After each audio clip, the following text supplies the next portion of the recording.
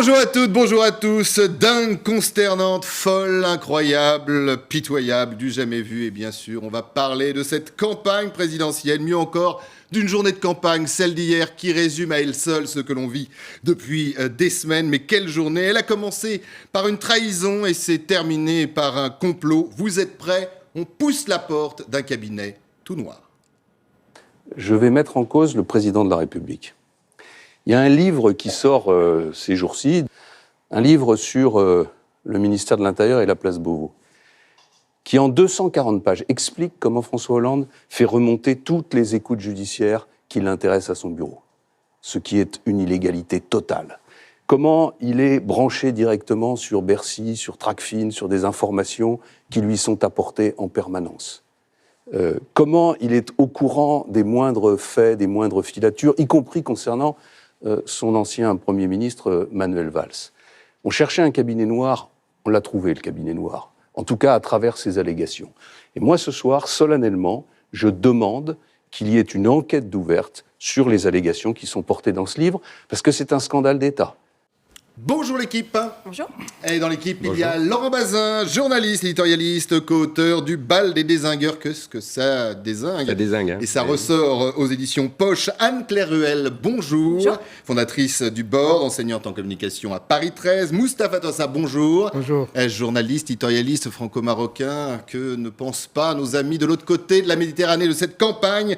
Et Arnaud Benedetti, bonjour. Professeur d'histoire de communication à la Sorbonne et auteur de La fin de la com aux éditions Poche. Je pense que vos enseignants regardent cette campagne avec, je ne sais pas, envie, vous nous le direz certainement. En tout cas, revenons quand même, puisque nous sommes dedans, sur ce cabinet tout noir. Oui, c'était la stratégie de François Fillon de vouloir absolument allumer un contre-feu pour cacher la plupart des scandales qui le touchent. Mais moi, j'ai vu cette émission de A jusqu'à Z et j'étais effaré par cette descente aux enfers. L'homme essayait de reprendre la main, mais plus il tentait de reprendre la main, plus il s'enfonçait dans le noir, en fait.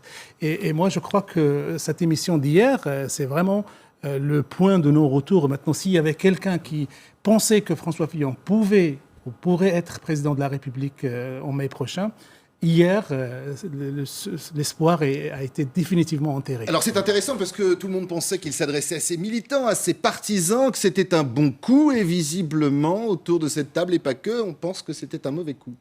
Je ne suis pas sûr. Alors, ce que je crois, c'est qu'en effet, il a franchi un cran supplémentaire dans la stratégie de tension qu'il a mis en place maintenant en termes de communication depuis quelque temps. On voit bien qu'il remet en cause l'autorité des journalistes, il remet en cause l'autorité judiciaire. Et donc, c'est chez lui une stratégie qui est aujourd'hui très explicite. Mais je pense que l'un des objectifs de cette émission aussi, c'était de remobiliser son électorat. Et il y a un certain nombre de séquences dans cette émission qui peuvent laisser penser qu'il a pu remobiliser dans son propre camp. Peut-être qu'on en reparlera tout à l'heure, notamment la fameuse séquence avec Christine Angot, qui, à mon sens, lui est extrêmement favorable. Et je pense ne pas être le seul à le penser. Donc ça, c'est un premier point. Deuxième point, la stratégie du cabinet noir. Le cabinet noir, c'est une formulation de communication. Le problème que rencontre François Fillon, c'est qu'il est en train d'essayer de mettre sur la table un certain nombre de sujets politiques qui sont réels, qu'on le veuille ou non. La banalisation de la violation, par exemple, du secret de l'instruction dans ce pays, c'est un vrai problème, et c'est quelque chose depuis des années, et c'est quelque chose qui n'est malheureusement pas audible politiquement. Et on touche, encore une fois, à l'un des grands mystères de la communication, c'est que vous pouvez avoir à un moment donné des arguments qui sont tout à fait fondés, et un certain nombre des arguments de François Fillon me paraissent fondés, et que le récepteur ne les entend pas. Parce que l'émetteur pose problème. Alors peut-être parce que l'émetteur pose problème. D'entendre justement Anne-Claire Ruel et Laurent Bazin, petite piqûre de rappel, version un tout petit peu plus courte. Je demande qu'il y ait une enquête ouverte sur les allégations qui sont portées dans ce livre, parce que c'est un scandale d'État. Si ce qui est écrit dans ce livre est vrai, je pense que dans l'histoire récente de la Ve République, un chef d'État n'est jamais allé aussi loin dans l'illégalité, la prise de pouvoir sur des services sur lesquels il ne devrait pas avoir autorité. Laurent Bazin, et on écoutera la réaction de François Hollande. C'est l'histoire de la relation entre les politiques et les juges depuis que les juges se sont mêlés des affaires politiques, et ça a commencé avec l'affaire Urba-Graco dans les années 80. Les socialistes disaient exactement à l'époque ce que dit aujourd'hui François Fillon, et ils accusaient en l'occurrence Jacques Chirac d'avoir un cabinet noir qui instrumentalisait tout ça et qui le publiait. Voilà. Donc, vous voyez, c'est une vieille histoire, la politique et les cabinets noirs. Juste sur l'émetteur, si on a du mal à entendre ce que dit François Fillon là, c'est que ça n'est justement devenu qu'un argument de campagne. Mettons-nous dans une autre situation. François Fillon n'est pas mis en examen. Ces affaires n'ont pas parasité sa campagne, malmené sa campagne. Il est le candidat sorti de la primaire, c'est-à-dire le candidat de l'honnêteté et de la vérité, du courage de la vérité, slogan sur lequel il est revenu. Retirer un slogan comme ça, c'est puissant aussi. C'était il y a une semaine. Oui. Imaginez que ce soit ce candidat-là. Il vient à 4 semaines de l'élection. Il développe son programme pour convaincre les Français du bien fondé de son programme. Et par ailleurs, de sa posture qui est celle de l'honnêteté, de l'intégrité, c'est-à-dire ce qu'il a vendu pendant la campagne des primaires notamment, il assène qu'un livre qui va sortir raconte comment le président de la République actuel... D'ailleurs, les auteurs contestent raconte plus ou moins évoque, quand même. On le saura quand on aura lu le livre nous-mêmes. Évoque ces façons de procéder, qui, encore une fois, ne datent pas d'hier non plus, parce que je ne suis pas sûr que Nicolas Sarkozy, par exemple, se soit pas fait remonter un certain nombre d'informations par Claude Guéant, qui était secrétaire général de l'Élysée. Je n'attaque personne, je décris un système auquel les journalistes ont accès par bribes, par moment, puisqu'ils sont les réceptionnaires de ces indiscrétions régulièrement de la part des politiques et notamment de ceux qui sont au pouvoir. Aussi, voilà. François Mitterrand. Si François Fillon avait été cet émetteur neutre, si j'ose dire, et plus que neutre, avec une crédibilité, et avait porté ça, il aurait mis un coup terrible à François Hollande et il aurait mis un coup terrible à la gauche. Mais aujourd'hui, il ne peut pas porter ce message-là. Pourquoi ? Parce qu'il n'en a plus le costume. Sans jeu de mots. Et du costume, on va en reparler. On va écouter, pour être totalement complet, la réaction, parce que là aussi c'est assez extraordinaire. François Fillon nous sort ça, c'était hier soir, et il devait être, allez, on va dire 22h. Et 10 minutes plus tard, il y a ça. Le président de la République condamne avec la plus grande fermeté les allégations mensongères de François Fillon ce soir sur France 2. Les propos de M. Fillon, qui s'ajoutent aux révélations des dernières semaines, n'ont donc aucun fondement et provoquent un trouble insupportable à la campagne présidentielle qui appelle dignité, sérénité et responsabilité. Quelle séquence, Anne-Claire ? Ah oui, c'était incroyable cette séquence. Enfin, j'ai trouvé toute l'émission complètement surréaliste. C'est-à-dire qu'on a un candidat qui finalement ne parle qu'à son camp, qui joue l'effet blast, c'est-à-dire que vous balancez une bombe et vous attendez la réaction en face. La réaction ne tarde pas à venir. Communiqué de l'Élysée dans un second temps qui dément. Puis contact d'un des journalistes au moins qui dément pour partie, enfin même entièrement en fait, les propos. L'interprétation de François Fillon. Alors c'est incroyable. Moi ça me fait penser à une phrase qu'on attribue à Charles Pasqua. C'est quand on a des emmerdes, il faut susciter une affaire dans l'affaire pour pouvoir faire un peu écran de fumée. Créer un nouveau front. Créer un nouveau front. Ou le ventilateur à purin, si je le dis poliment. Exactement. Et on parlait de... Vous le dites vraiment poliment par rapport à ce que disait Charles Pasqua. Et puis l'Élysée, ils ont raison de réagir en direct pendant l'émission, parce que laisser entendre que même pendant une nuit, qu'il peut y avoir cette possibilité de cabinet noir, c'était accréditer en quelque sorte et sur l'opinion, la possible existence de ce cabinet. Mais moi, l'opinion doute de la possibilité qu'il y ait sinon un cabinet noir, du moins ça que des informations remontent. Moi, souvent et beaucoup à l'époque où Manuel Valls était ministre de l'Intérieur. Moi, pourquoi je dis que c'était un vrai naufrage communicationnel pour François Fillon au sens propre du terme et au sens total du terme. Même la séquence qui était censée le mettre en scène avec des secteurs de la société française, notamment les infirmières. Même cette séquence-là, elle était dévastatrice pour lui. Parce qu'on avait en face des citoyennes, des infirmières... On va en parler, Moustapha. Allez-y, développez, mais de cette séquence, on en parlera. Des infirmières qui essayaient de transmettre leur tragédie, leur malaise, et en face d'eux, un comptable sans âme. Il dit non, moi je veux. Un comptable sans âme, le mot est dur quand même. Oui, Lionel Jospin, 2002, face au petit Lu, mais on en reparlera peut-être. On verra quand on aura l'image. C'était aussi un homme qui était du haut de. Mais ce que ça dit, et ce que j'ai vu moi hier soir chez François Fillon, et qui est quand même assez étonnant. Alors oui, c'est un homme qui ne parle qu'à son camp désormais, pour essayer de sécuriser ces fameux 18-20% et avoir L'idée, une c'est d'être chance. au deuxième tour, Mais, bien bah, évidemment. l'idée, c'est D'exister. il lui reste ça, François Fillon. C'est-à-dire, il lui reste d'être une Et vous victime pensez que de ça fait l'acharnement écho de dans la gauche, du population, pouvoir, etc. au-delà du et de la plan presse. Fillon? Ça fait écho ou pas? Moi, je ne crois pas. Mais en revanche, je pense qu'il y a eu un public à la primaire qui a considéré que François Fillon portait le programme nécessaire pour le pays et qu'il était l'homme pour le porter. Il n'est plus l'homme pour le porter, mais il y a une partie de cet électorat qui considère que ce programme doit être porté. Comme ça ne peut pas être quelqu'un d'autre, eh ben, ce sera lui, tant pis, par défaut. Avec une réserve par rapport à tout ce qu'on dit quand même aujourd'hui, c'est que la cristallisation ne s'est pas encore effectuée. Et ça, c'est très important. C'est-à-dire qu'il y a encore un sondage qui est sorti ce matin qui montre que 4 Français sur 10 n'ont pas fait leur choix. Donc, moi, je suis beaucoup moins définitif sur les chances. Je ne parle pas de vous, mais je pense à Moustapha. Je veux dire, sur les chances de François Fillon de parvenir au second tour de cette présidentielle. Je crois qu'il y a encore des marges pour lui, que sa stratégie de communication, elle est contrainte, tout le monde l'a compris, par les événements, et je crois qu'il n'a pas d'autre stratégie que celle qu'il est en train d'utiliser, mais il reste encore de la marge pour qu'il puisse rebondir. On va vous produire un document, un élément pour bien comprendre peut-être la réaction de François Fillon hier dans l'émission de France Télévisions. Visiblement, il y a un match qui se joue à distance quand même avec le chef de l'État. Vous allez voir, il faut revenir à hier, milieu de matinée, et oui. Que faisait François Hollande, Il inaugurait. Mais il inaugurait quoi? Eh bien, regardez, c'est marqué sur le pupitre. La corruption est bien plus qu'un délit, c'est une menace contre la démocratie. La République exemplaire, ce n'est pas un pari sur l'infaillibilité humaine. Il y aura toujours des défaillances individuelles. La République exemplaire, c'est s'assurer que les fautes, les manquements, les faiblesses seront identifiées, révélées et sanctionnées.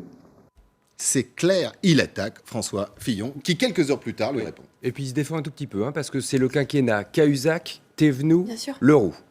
Donc, pardon, mais la République exemplaire de François Hollande, c'est quand même une République qui a été marquée au sein même des gouvernements du pouvoir qu'il présidait par 3 scandales qui ont des proportions variées. Et nous sommes des dans proportions variées, l'image, mais qui sont 3 disais, démissions. vous avez vu ce qu'il y a écrit sur le pupitre. Il inaugurait quoi?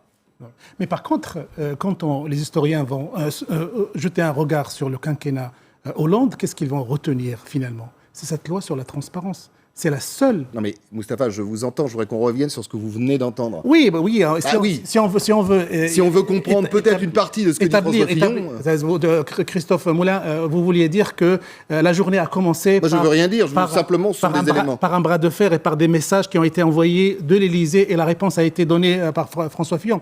Moi, je crois que François Fillon il est dans le désespoir, il utilise toutes les cartouches qu'on lui donne. Quelqu'un lui a ramené. Il dit le PDF, alors que les réseaux sociaux disent qu'il n'y a pas de PDF de ce livre. Il y a un cabinet noir. Voici l'angle d'attaque pour élever un rideau de fumée. Moi, en fait, contrairement à... Ça vous choque pas, vous alors, je vous pose la question à tous les quatre, ça vous choque pas que le président de la République est encore président de la République, effectivement, il le vit bien d'ailleurs, la fin de ce quinquennat, inaugure une instance anticorruption et plante, il n'y a pas d'autre mot, un des candidats.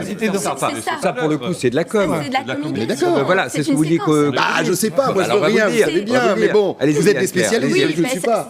C'est de l'occupation de terrain, c'est un déplacement qui a été choisi avec une thématique choisie pour contrer effectivement à la fois François Fillon, et je rejoins complètement Laurent, c'est aussi faire du SAV sur son quinquennat qui n'a pas été aussi exemplaire. J'aime bien la et formule faire du SAV. Construire la suite, quoi, l'histoire qui restera. Son quinquennat n'a pas été exemplaire, évidemment, mais enfin, je veux dire, quels sont les quinquennats et quels sont les quinquennats ou les septennats qui ont été exemplaires. Souvenons-nous quand même des 2 septennats de François Mitterrand. Je crois que quand même la valse des affaires était extrêmement dynamique, c'est le moins qu'on puisse dire. Mais indéniablement, il pourra toujours se targuer d'avoir pris les mesures vis-à-vis des cas que vous avez cités. Je pense à Jérôme Cahuzac, à Thévenoud, et puis encore plus récemment à Bruno Le Roux, d'avoir tout de suite coupé les branches. Enfin, en tout cas, coupé les branches assez rapidement.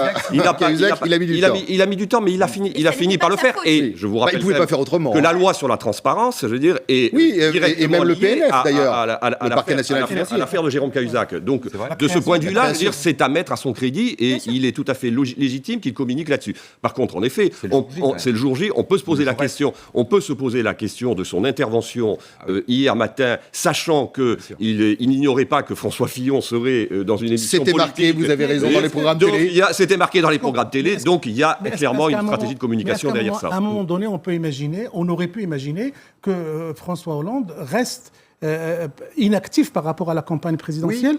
On pourrait l'imaginer. Oui.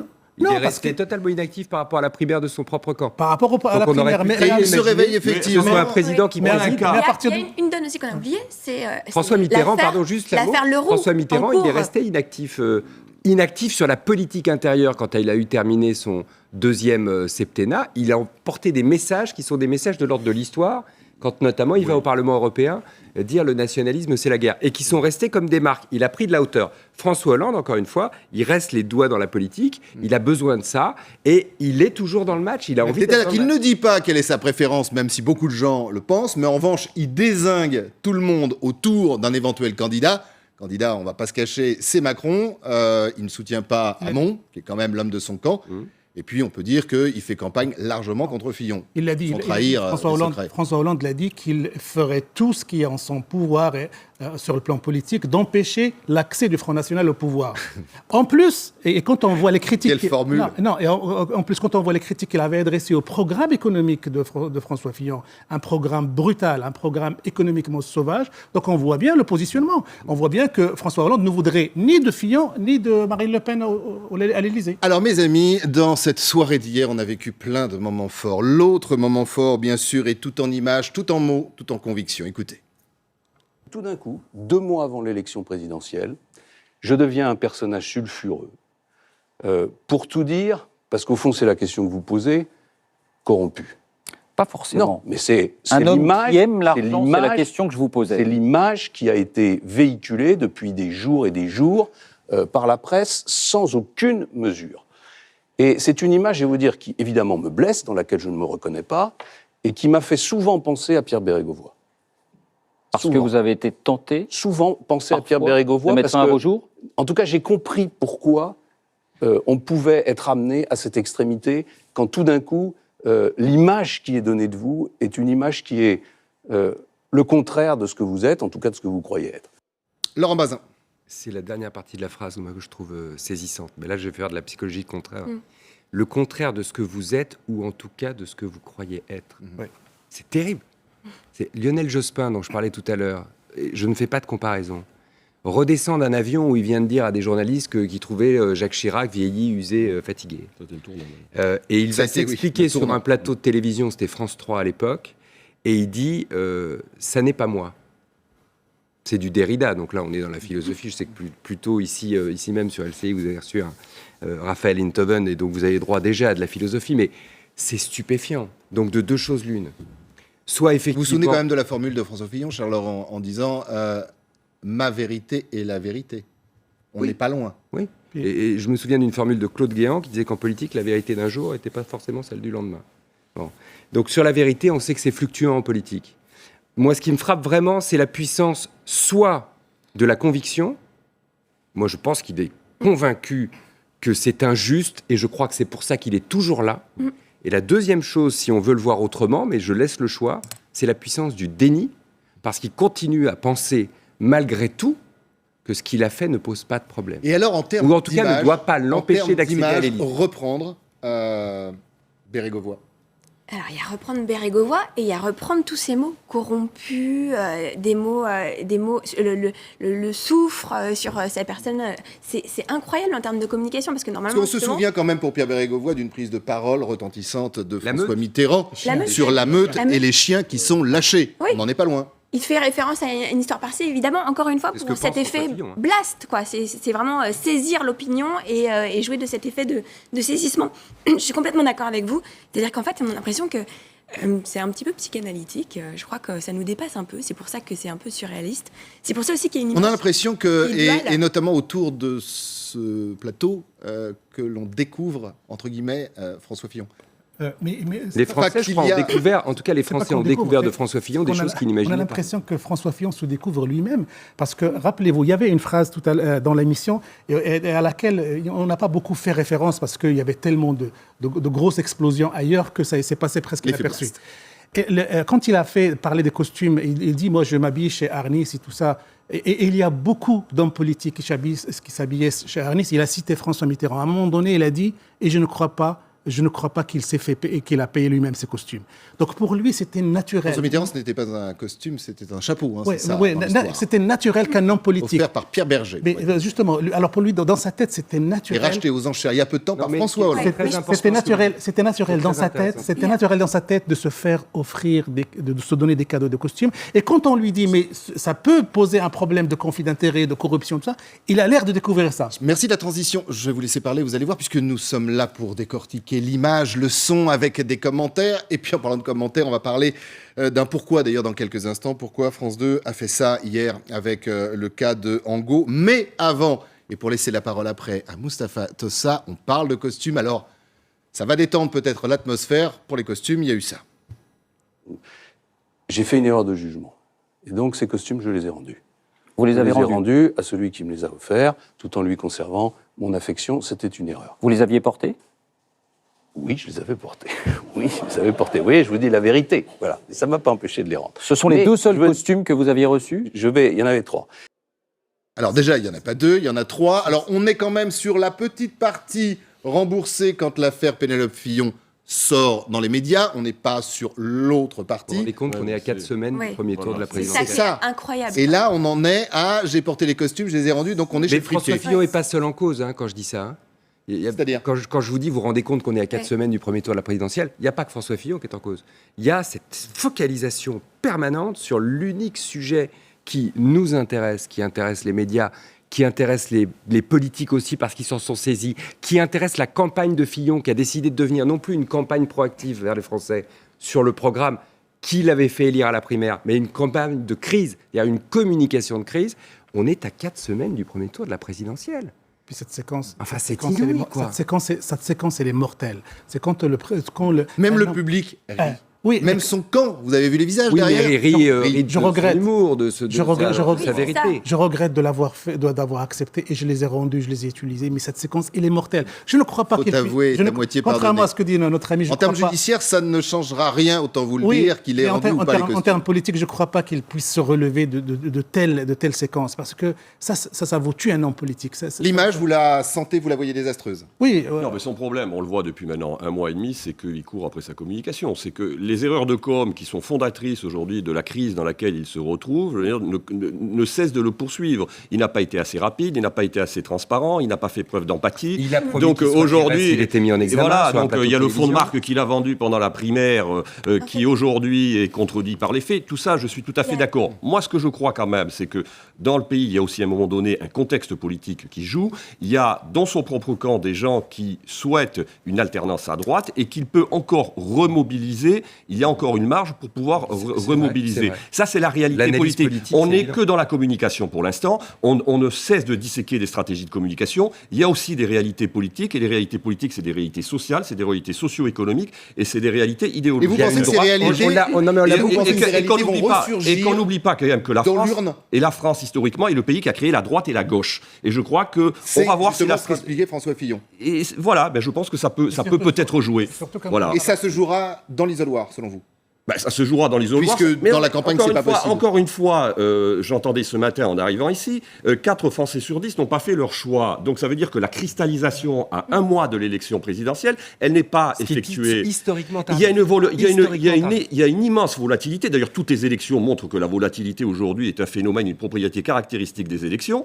Et donc, la volatilité dans cette élection, elle est encore plus forte que dans Alors, les si vous élections me permettez, que François on va- Fillon ne peut pas Et il gagner joue avec là-dessus. une communication, en Alors- réduisant sa campagne à de la communication de crise, Si c'est-à-dire en allumant des bombes Mais- chez les autres. oui, mais Voilà le- ce que je pense. Ah, bien Et voilà, sûr. nos Ça deux n'a points de jamais vue sont là. fonctionné. Ouais. Ça n'a jamais fonctionné. Si sur vous le me feu. permettez, nous allons sortir du plateau de France Télévisions quelques instants. Nous allons partir sur le terrain, puisque la campagne se fait sur le terrain.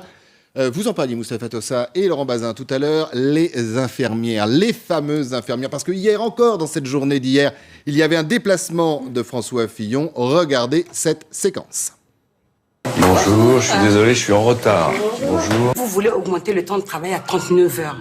Vous vous imaginez la pénibilité de ce travail? Si on veut que les fonctionnaires, les employés du secteur public aient des augmentations de salaire, dans un contexte financier comme celui-là, il n'y a qu'une seule solution, c'est de proposer une augmentation du temps de travail. Non, c'est pas possible. L'épuisement déjà en travaillant de nuit. Je pense simplement que partout autour de nous, on est à 39 heures. Voilà. Il faut... Que je fasse de la dette supplémentaire. Pas de dette. Bah oui, mais si, c'est ça aujourd'hui. Nous, La moitié quasiment de notre budget, il est en dette. mais nous, on a besoin du personnel parce que nous travaillons avec les humains. Il faut trouver Voilà. un compromis, donc plus de Donc, personnel, mais aussi, personnel. un peu plus d'heures travaillées. Laurent Bazin. Il est déjà, François Fillon, en train de négocier avec les syndicats au lendemain de son élection. Mais il faut faire un compromis. Vous voulez que je fasse Grenelle une dette 3. supplémentaire? Ça, on le balance au type de la CGT, de la CFDT ou de FO qui est en face. Pas de nous. d'empathie avec le Et c'est personnel. surtout Ça, là, voilà. on a- Mais non, mais la première on a le base. mot humain qui ressort, En là. plus, la communication, puisqu'on parle de communication ici, Et l'image. et notamment la communication de crise, puisque la campagne de François Fillon, malgré lui, est devenue une campagne de communication de crise. Et avec lui, puisque c'est le conseil visiblement qu'on lui donne, ou c'est en tout cas celui qu'il s'applique. La première chose en communication de crise, c'est l'empathie. L'empathie. Voilà, c'est simple.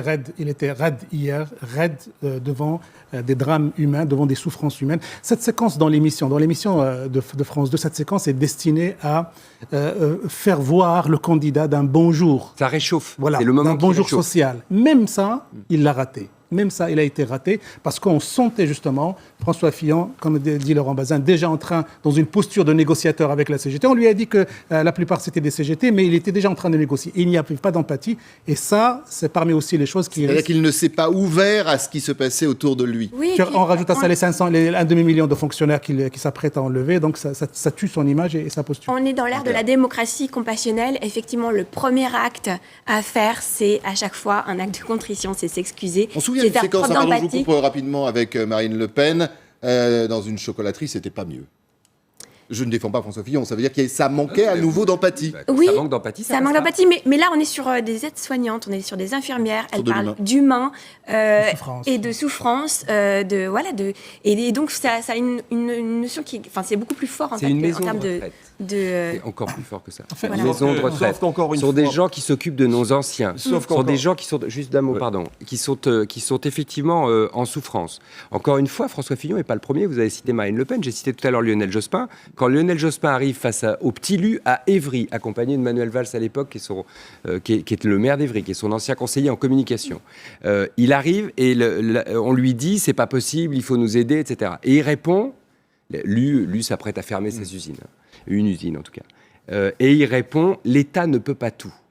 Eh bien là, quand il dit vous voulez que je fasse de la dette, ça vaut l'État ne peut pas tout de Jospin, qui avait été dévastateur pour la campagne de Jospin, parce qu'il avait montré sa distance avec le pignon. Alors, mis à part et que avec cette la séquence, il réalité. faut arriver dans une émission comme celle-là pour pouvoir la revoir et l'analyser, et on le fait depuis le début de l'émission, on parle du reste du décorum et du bruit. Sauf qu'encore une Du fois, blast. je ne veux pas me faire l'avocat du diable, j'ai l'impression de le faire un peu, Pas le pourtant, mais Vous avez le droit de tout faire dans cette émission. je crois réellement que là, pour le coup, il est cohérent avec le fonds de marque qu'il a vendu pendant oui, la avec son primaire. programme, bien évidemment, C'est-à-dire, et avec la programme. Donc, Oui. aujourd'hui, l'image que se construit François Fillon, c'est l'homme qui ne cède pas. Le Et c'est résistant.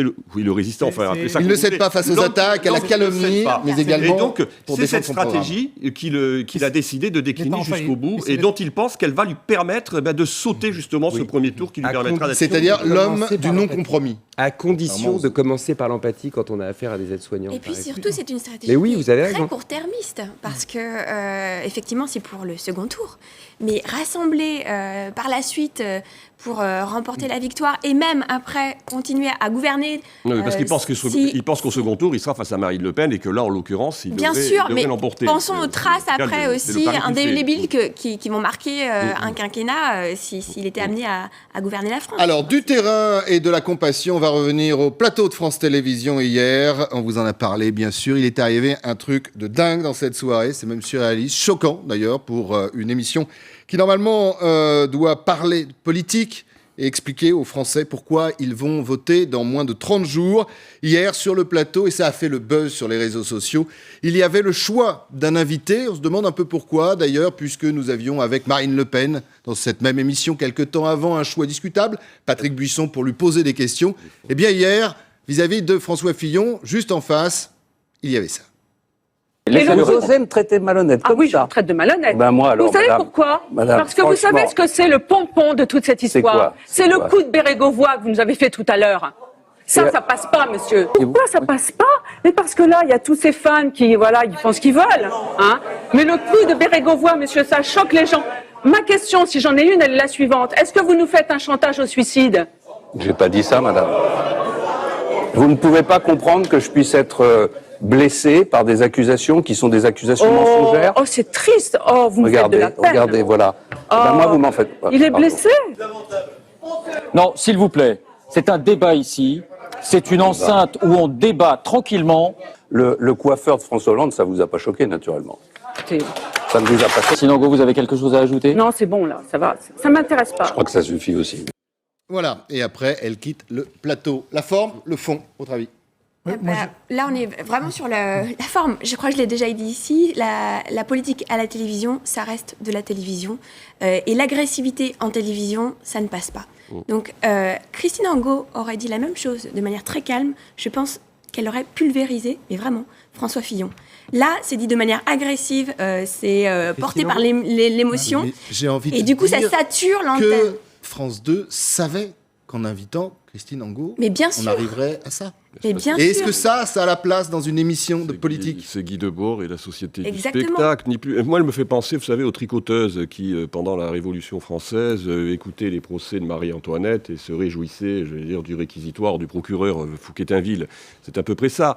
C'est un épisode un peu misérable sur le plan télévisuel, mais qui fait le buzz. Et manifestement, je crois que c'était tout à fait volontaire de la part des organisateurs. Moi, je crois comme Anne-Claire, c'était beaucoup plus un déficit de forme que de fond. Parce qu'au fond, le discours du fond, c'est quoi? C'est qu'elle essaye, François Fillon essaie de lui opposer de la légalité. Alors qu'elle, elle parle de morale, elle parle de comportement, elle parle de valeurs. Et donc, le fait qu'elle s'est laissée à cette agressivité qui a été surexposée sur la télévision a diminué. Surexposée, elle a été simplement relatée à la télévision, elle n'a pas été surexposée. Le fait de l'inviter, on savait pertinemment que ça allait se passer comme ça. Mais sur le fond, il n'a fait que parler. Mais le problème, c'est qu'à la télévision, cher Moustapha, vous le savez aussi bien que moi, il y a le fond et il y a la forme. Et là, la forme ne passe pas.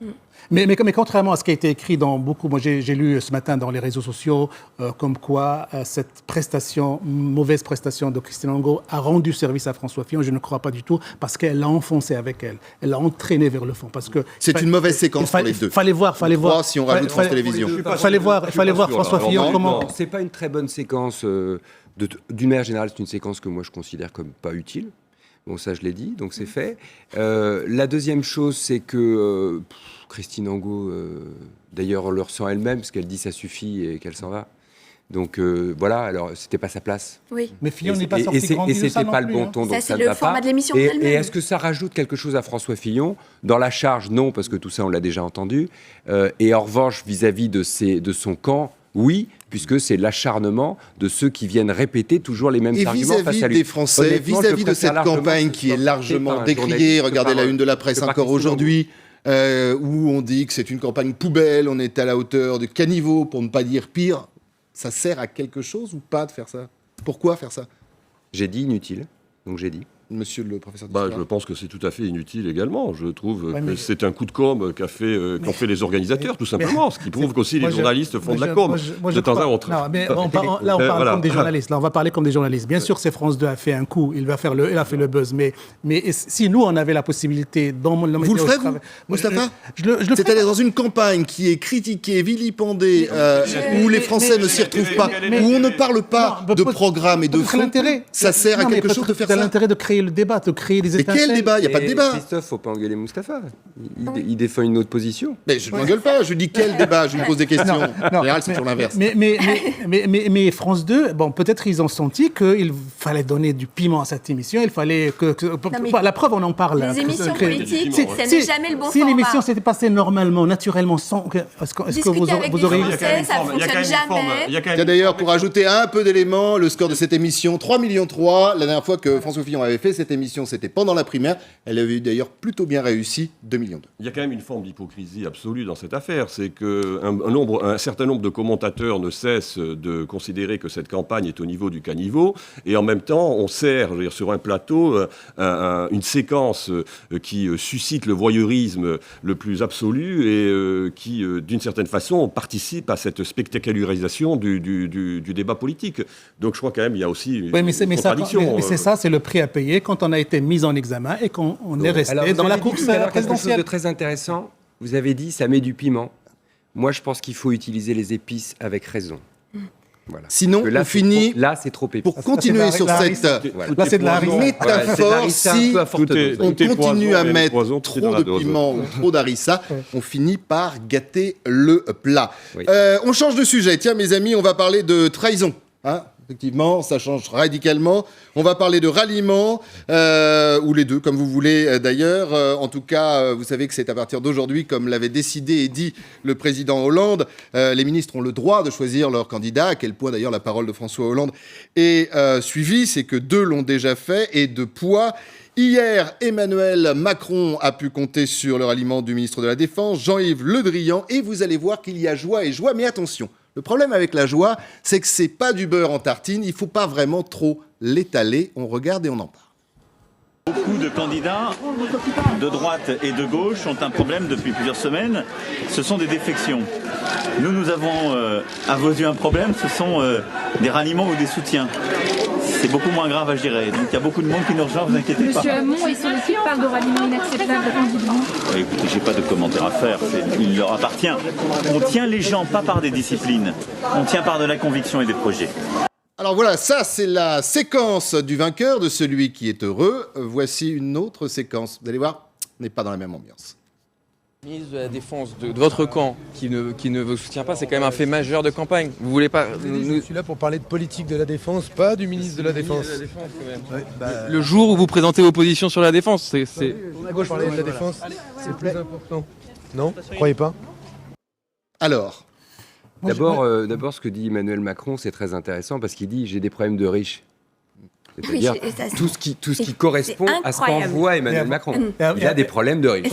C'est dingue aussi en termes de commentaires. C'est intéressant. Quant à Benoît Hamon, il a des problèmes de solitude et ça se voit à l'image. De plus en plus. Et avant, il y avait une formule, je n'ai pas ouvert une maison d'hôtes, Emmanuel Macron.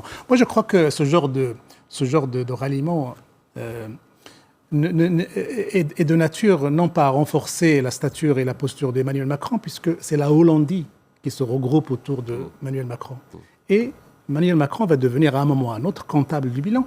Parce que lui, il veut rénover. Il a démissionné pour justement s'éloigner. De faire oublier le fait qu'il a été ministre. Oui, mais là, un conseiller proche de Hollande, le ministre du gouvernement le plus proche de François Hollande, qui est Jean-Yves Le Drian, qui soutient Emmanuel Macron, ça c'est un coup dur pour le PS, pour le Parti socialiste, bien sûr, il va falloir réfléchir à ça. Oui, ce matin, Benoît Hamon, d'ailleurs, sur Europe 1, parlait de trahison, de déception. Oui, enfin, c'est pas lui qui est le mieux placé pour parler de trahison et de déception, pour être très honnête.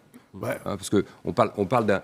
Voilà, après, il a ses convictions, il a quitté le gouvernement par conviction. Il dit qu'on a essayé de le retenir très bien, il n'est pas resté, dont acte. Mais enfin, il a été l'animateur de la fronde contre le pouvoir en place, qui est quand même le pouvoir socialiste soutenu par le Parti socialiste. Il ne peut pas s'étonner que son camp soit divisé. C'est ça que je veux dire, juste factuellement, objectivement, il ne peut pas s'étonner qu'il y a des gens... Après, c'est vrai qu'on est là aussi pour parler d'image et de com, et en matière d'image, qu'on le veuille ou non, entre les deux séquences que vous avez pu voir, c'est-à-dire un Emmanuel Macron totalement entouré. C'est le riche et le pauvre, ce feuilleton qu'on regardait quand on avait... Le Star System, la vedette, et... à ceci près qu'Emmanuel Macron va avoir un problème, c'est que jusqu'à maintenant, il arriverait à alterner droite et gauche pour ce qui était des soutiens.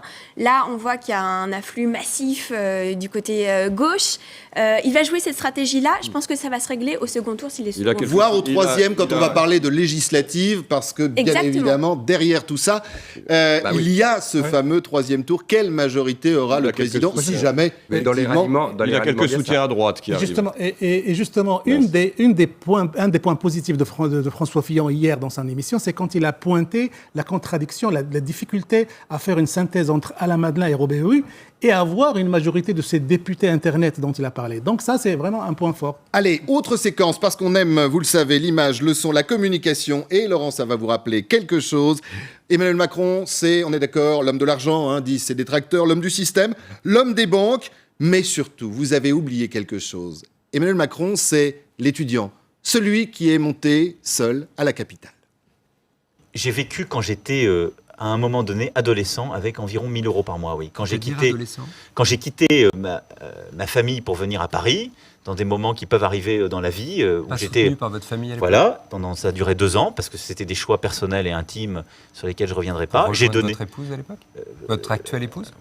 Voilà, c'était des choix qui étaient hautes. Oui. J'ai à ce moment-là vécu en donnant des cours particuliers pendant 2 ans, donc je sais ce que c'est, oui. Et alors ? Je sais ce que c'est que boucler une fin de mois difficile. Je sais ce que c'est qu'en effet, devoir chercher... et encore, j'étais favorisé. J'étais à ce moment-là en classe prépa. Je pouvais donner des cours particuliers. Je pouvais faire des points. Donc je sais ce que c'est que des étudiants qui doivent se faire le McDo pour pouvoir vivre de leurs études, etc. Oui. Voilà, quand en plus ils ont la chance de faire leur McDo et ils n'ont pas 1 000 euros par mois. Moi, je crois qu'il nous joue la fable de Rastignac, le type de province qui arrive à Paris et qui séduit... Il préfère Julien Sorel. Il cite volontiers Julien Sorel dans la même émission sur Explicit. Il citait Julien Sorel, Le Rouge et le Noir. Ça, c'est pour faire oublier un petit peu les conditions favorables dont il a bénéficié depuis le début pour accéder à cette poste-là. Il a été... Et vous pensez que ça parle aux étudiants, ce genre de discours, 1 000 euros par mois? Je pense que c'est contre-productif vis-à-vis des étudiants. Il est un peu dans la même posture là que François Fillon, qui ne se rend pas compte que 5 000 euros pour un salaire d'assistant parlementaire, c'est beaucoup. C'est énorme pour la moyenne des Français. Je pense qu'à un moment donné, ces séquences, qu'est-ce qu'elles illustrent? La coupure quand même qui existe entre une partie des élites et la société française. Donc je ne suis pas sûr que ça soit très rassurant de ce point de vue... que de s'exprimer de cette façon. Vous l'avez senti parce qu'on vous a vu, Laurent, vous étiez là, vous l'avez senti décalé. Est-ce qu'à un moment donné, ce côté rockstar, on en a parlé, on l'a vu, les images... Je l'ai senti pour la première fois, curieusement, sur cette séquence-là, ce qui m'a frappé, mais moi j'étais face à lui, donc c'est pas la même chose que ce que vous avez reçu de l'extérieur. C'est une forme de pudeur sur ce passage-là. C'est le moment où il quitte sa famille, effectivement, en province, pour monter à Paris, rejoindre la femme qu'il aime, qui est sa femme, qui est sa prof. Brigitte. Donc il a 16 ans. C'est un amour illicite, en vérité. Et donc sur ces amours illicites, il jette un voile pudique, là où, moi, ce qui m'a frappé, sur les photos de Paris Match, il autorise les photographes, autorise plus ou moins, c'est dealé, 4 fois à prendre des photos, enfin pour 2 d'entre elles, je le sais en tout cas, autorise, pour se débarrasser des autres paparazzis, autorise la publication à la une de Paris Match de photos avec son épouse. Et si on revient au-delà de l'histoire d'amour aux 1 000 euros et à l'image que ça affiche? C'est désastreux, oui. Il y a une forme de déconnexion totale avec les Français. Mais ce qui est étonnant, c'est que ça passe. C'est-à-dire que comme il a un petit peu une aura de rassembleur en ce moment... ça reste comme ça flottant et puis finalement il n'y a pas trop d'accroche là-dessus. Mais en plus en prépa, je ne sais pas si... Pour avoir fait une prépa, je sais pas, on peut pas bosser en même temps que travailler en prépa, c'est impossible, quoi. Et il a de la chance, il a pas travaillé chez McDo. Voilà. Lui, de toute façon, Emmanuel Macron, il veut absolument faire peuple, il veut absolument faire quelqu'un qui est connecté avec la réalité populaire, mais on sent le côté factice de la chose, on le sent, on le touche. Merci beaucoup, c'était un plaisir de partager cette heure avec vous tous les 4 et avec vous qui nous regardez de plus en plus nombreux. On va se dire que c'est vendredi, bientôt le week-end, que la campagne continue, qu'il reste 30 jours pour voter et que tout se passera dans l'isoloir, le bulletin dans l'urne. Bon courage. C'était votre émission La Médiasphère avec Belle Demeure, site référent de l'immobilier.